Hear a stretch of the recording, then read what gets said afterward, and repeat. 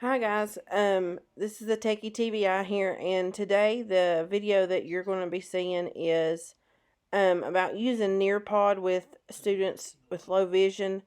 Um, I have talked to one of the ladies at NearPod about some of the things that they could improve to make it more accessible for our students that use screen readers or voiceover on the iPad. Um, but for students with low vision, that it's still functional for them to read text, this is a good option. I also wanted to share it because I know that a lot of classroom teachers are starting to move more toward the electronic classroom or virtual classroom, and I thought it would be helpful for you to see some of the different activities that could be put on there. So what we're going to start out with is just some examples of what students might encounter with a teacher run lesson, and then I'll also show you how you can create your own virtual lessons for students to use while everyone is in quarantine or out of school and doing virtual learning. I show you some different aspects of creating your own student-paced lesson. So it's just a quick overview. It may not be for every student, but I at least wanted to let you guys become familiar with NearPod. I think it's a great program. They do have some features that, like, you can audio record the text that's on the slides or the questions for a quiz or whatever. But you'll see that later in the video, and I hope you enjoy it. Alright, so we're going to get started. I'm actually going to split the screen. So right now you're looking at the student view and you see me zooming in on the screen. But then I'm going to show you that on the left side is what the teacher sees and on the right side is what the student would see. And I do zoom in and out in the student view, but it's just to give you an idea of what the student sees. And I'm going to be talking about the different activities that the student may encounter. And this part of the video is just like if they were sitting in the classroom. So the teachers move to the first activity and they have to match words that start with the same letter. So you see the student side of the screen, which is on the right. They're moving around and selecting just by tapping. So once they're zoomed in, they just tap like you would if it wasn't zoomed in. The teacher just waits, and once the student is finished, the results will come up. So one thing about this is I am on my iPhone, so I don't have as big a viewing space.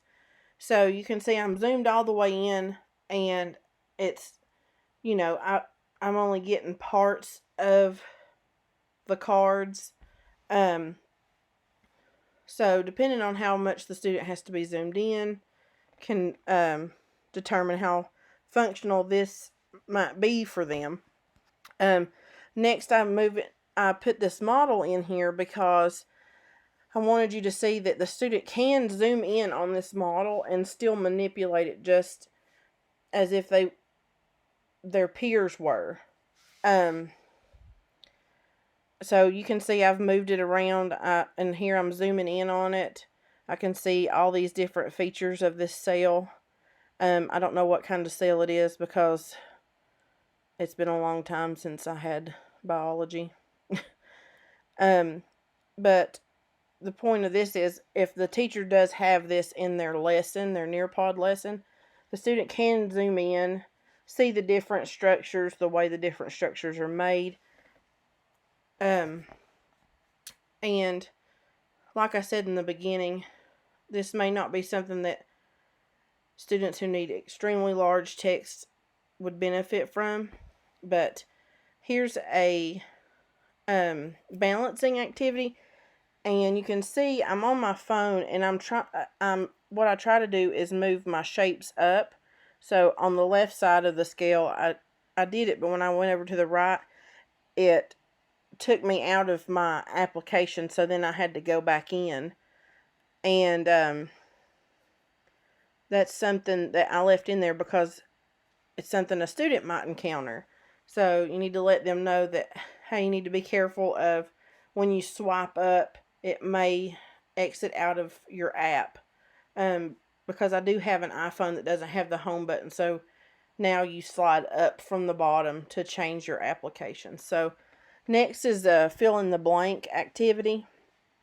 You'll see here that because I'm zoomed in to this degree, I can't get the selection.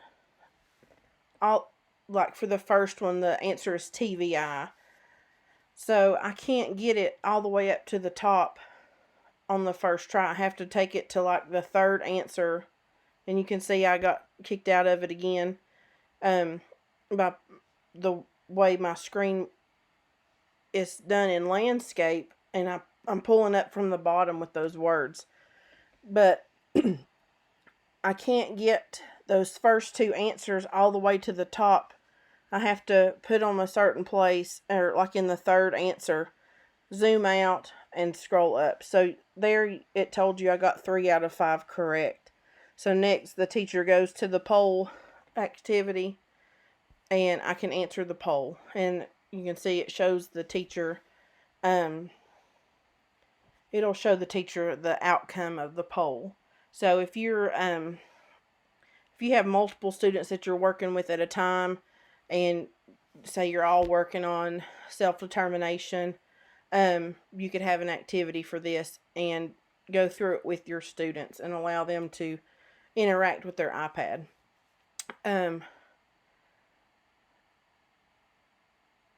The next one is a quiz. So you can put quiz questions in there.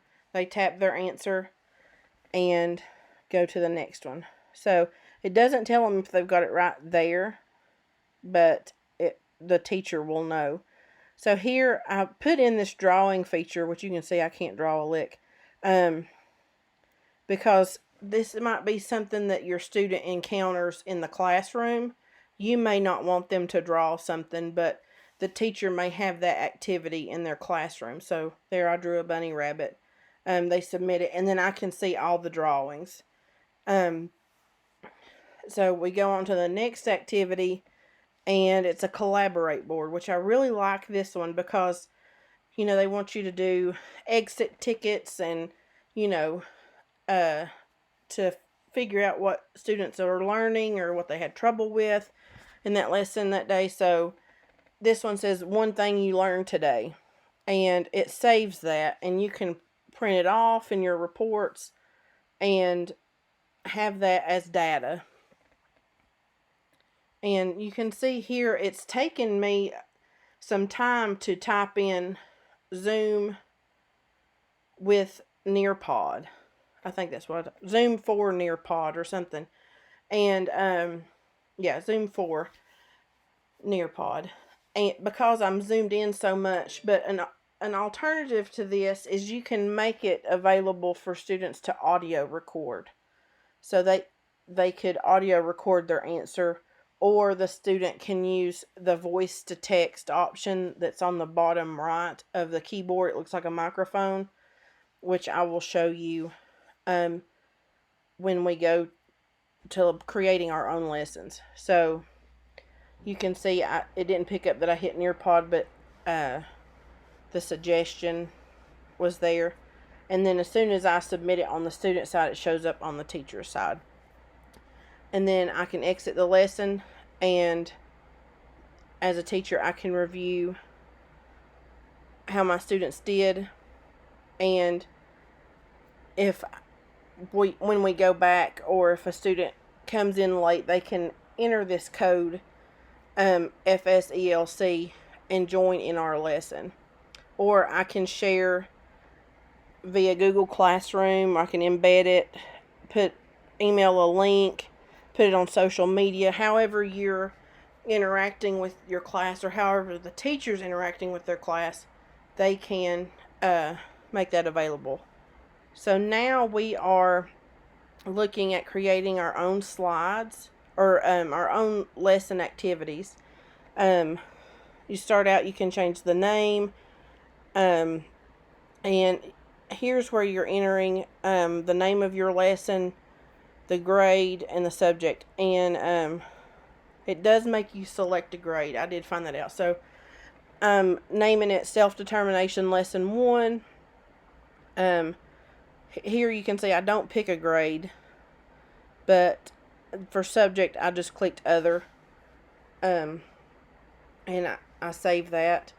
So some options when you're adding, you can drag and drop different files, or when you go to add content that's creating a slide, web content is like a URL, and here you can see for the content there's 3D walkthrough, Sway, PDF viewer, audio, a video, Twitter live stream. Web content, you can type in a URL where you want the student to go, but it does say that Flash websites will not work on an iOS device. So anyway, activities. First is time to climb. I do not recommend that if you're creating a lesson. You can see it pops up like a quiz, but it's a very, very visual task. It's the students climb up a mountain. Now, you may have a student that it'd be fun to use for. I don't recommend it because it's got a whole lot going on. It's very cluttered. It's very busy. Open-ended questions that can be, like for my high school student, I might ask them how they deal with stress if we're working on a self-determination lesson. So you just type in the prompt, name some ways you handle stress, and on the right side there's some options, and you can see I enabled audio recordings, and that allows the students to audio record their response. So for the next one, you saw I did matching pairs.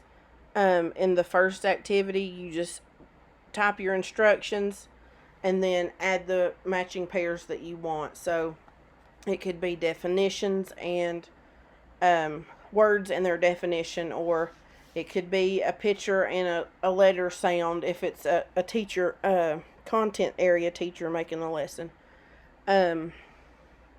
Our next one is a quiz. You saw the quiz. You type the question, and then on the add reference, which I'll go back and show you in just a second, is where I can add the audio to read the question to the student. So I might say select the correct definition, and then you can add options. So down at the bottom, you can see I can add answer, but I'm just going to put in correct and incorrect. And you can add multiple questions. You can name the quiz, whatever you want to name the quiz. And then, so our second question could be, which one of these is not a way of appropriately handling stress? And you can have several options. And you can select which is the correct answer. So whenever I try to save this, it prompts me to make sure that I select the correct one. So I just, on the left side of the text box where I'm putting in the answer, I check the check mark. And see, it prompts me that I made that quiz. Do I want to make it the time to climb activity? And I chose no, because like I said, I don't recommend it. Flipgrid, I don't know what Flipgrid is. I've never used it. If you do know what Flipgrid is, you like it, you want to use it, you can. I've never used it. I don't even think I've heard of it. but it gives you an option for the teacher URL and the student URL for that Flipgrid. The next activity that you can put in is the draw it, like you saw in my example lesson, the collaboration, the polls, fill in the blank, and then memory test is exactly what it says. It's a memory game. Now you can put images, but here you can see I'm doing text style. So you have to click and drag it onto that card, and then whatever you put on one card will show up on the other. So if they're matching images or words, whatever it is, it's just a match game basically. So whatever you put on one card, it's going to be on the other one. If you want them to match words and definitions, I would recommend doing the pairs activity. So here you can see I'm just doing A, B, C, D, E, F. So they're most matching the letters.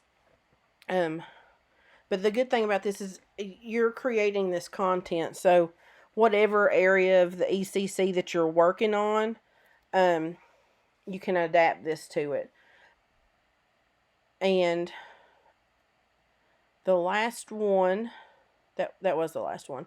So here I'm going to show you just a content slide. So just a blank slide. On the right hand we have theme options. So I selected black background with white text. So I'm going to name this self-determination. And in the second box I can click the plus button and I can add video, GIFs, images, or text. I completely read those out of order. I'm sorry. So I selected to add text, and I'm going to type section 1, and then you'll see that I'm going to change the size of the text. So you do have to have it all highlighted. You can change the way it's justified, center, left, right, whatever you want. And then you do have the option to add the audio. Here you can see, because I'm using Safari, I can't record audio, but you can record audio so it reads the slide to the student. You can add images, a background image if you want to, and this box that has popped up is just prompting me to say, hey, we're using this thing for all future slides.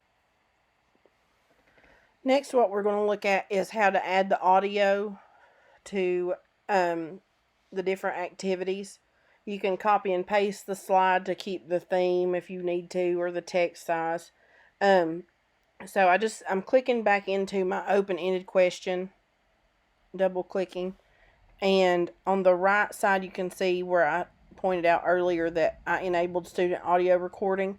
I can add the reference, and the fourth one down is audio. And you can upload your audio clip, record it as a voice clip, and then add it in there. You can add a timer if you want to limit the time that the student has to respond. And it will prompt you to save any changes to those slides that you're changing. I think I just went back into the same one to show you the same thing. And I will say that when you enter text, you can, on the bottom pops up at the bottom left of the text box pops up a formula, and you can enter math equations, so it doesn't just have to be text. So here you can see again, I can select audio for each of these questions. And I may want to call my quiz quick review, and then I just save that. Anything you want to change, you can go back in and change, is what I'm trying to show you with this. If you forget to add the audio or any of that stuff, you can go back and change it. So when we're finished adding all these features, which I didn't add any text, you save it, and here is where you're going to see it wants you to select a grade. And I just selected other. So now you can see I have it's saving, and I can select student paste. And student paste is going to give me that code that I can share with my students in Google Classroom, social media, email, whatever way I decide that I need to. So now what I'm showing you is a student paste lesson from the student view. So this would be like our students at home. They open the NearPod app or go to the NearPod website, and they type in the code that you've shared or that you just saw. And it's always in landscape mode, so you have to turn it to landscape mode. You can't do it in portrait. I put in my student name, and then here I'm learning about self-determination. You can see on the left and right there are white arrows in a blue like half circle, and that's how I advance. So I've zoomed in here. You can see what the text looks like zoomed in. On the top right, there's 2 buttons. The 3 lines allow you to see how many slides are in it, and then we just use our arrow keys or arrow buttons on the left and right of the screen. Name some ways you handle stress. I put cry, just to be funny. But this is where the student would take their time to answer appropriately, we would hope. And you can see there again, I'm using the keyboard. But here I'm going to show you me using voice text. So, again, here I'm looking at all the slides that I have to do because my teacher is mean and makes me do all this work. So with my voice text, I'm trying to say text from voice, and it changed it to boys because apparently Siri can't understand the southern accent, so I changed it to voice. And that was a lot easier, and it may be a lot easier for the students, but they will have to go back and check to make sure that Siri understood what they said. So next, I'm doing my self-paced quiz. If I need to go back and look at a content slide, I can. If I need to look at reference materials that I've brought from school during quarantine, I can. Whatever. And then it shows me that I got all of them right. So, that will show up in the teacher report. So here is the memory test, and I don't care for it because they're all spread out. So if I hit C in the top right corner and the other C's at the bottom left, it might take a while. So here you see me, I'm just like, I'm getting through this. So that was one that I found that you did have to be zoomed out to really be able to use. So like I said, I think that the matching pairs is a better option. So you can see I'm finished with that self-determination lesson 1. I can go back and do the matching again if I want to. I can retake the quiz. Or no, I can't retake the quiz. And I can go back and review it. So, and that lesson's open for whenever your student wants to go through and work through it. And like I said, they can see how many slides there are. So if you put 80 on there, they're going to, it'll show up that they have a bunch to work through. But I think this is a good option for us to create lessons with. I'm wanting to make some lessons in NearPod that I can share with you guys. But here at this time where we're all at home, we don't know when we're going to go back to school, we don't know when we're going to be able to leave our houses again. I thought this would be a good way that we as vision teachers could reach out to our kids and still give them the expanded core curriculum instruction that they need. Okay, guys, so I hope you enjoyed the video. I just wanted to take a quick minute to say that this application does not do well with VoiceOver on an iPad. I have not gotten NearPod to be able to work with JAWS, so students who need that screen reading, it may not be a good option for, but it may be a good option for students with low vision. So I wanted to share it, even though it doesn't fit every student, but it may be something that's helpful to you to use when you're working with a student one-on-one to get some technology into your lesson. It may be something that comes up with content area teachers that you need to know how the student is going to interact with it. Like I said, I have talked to a lady at NearPod, and they do have on their radar to fix some of the issues with the screen reading software.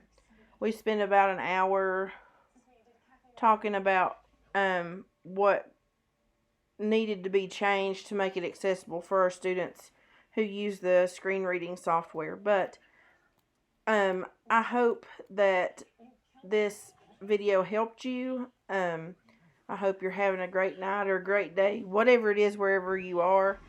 And I will see you at the next video.